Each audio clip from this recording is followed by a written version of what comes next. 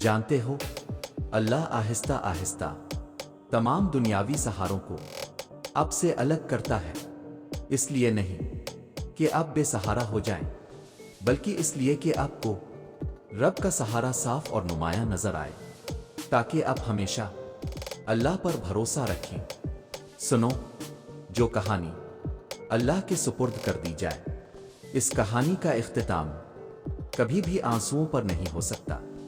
जब खाली झोली अल्लाह के सामने फैलाई जाए, तो फिर वो झोली खाली नहीं छोड़ता। वो दुआएं ज़ाया नहीं करता, बस अता मुख्तलिफ तरीक़े से करता है, जो हमारे लिए बेहतरीन होता है। जो दुआएं यकीन से शुरू होती है, अल्लाह उनका इख्तिताम भी यकीन पर ही करता है।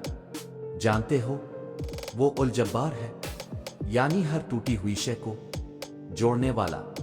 तो फिर ये कैसे मुमकिन है कि तुम फरियाद करो और वो इसे अधूरा छोड़ दे?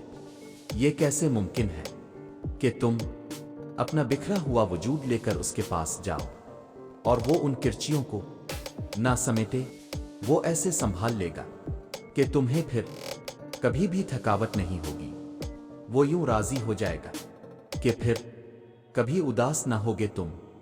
सुनो, जब अल्लाह किसी चीज से तुम्हें महरूम करता है, तो इससे दुगनी ऐसी हजारों नेमतों से नवाज देता है जिसके तुम काबिल भी नहीं होते।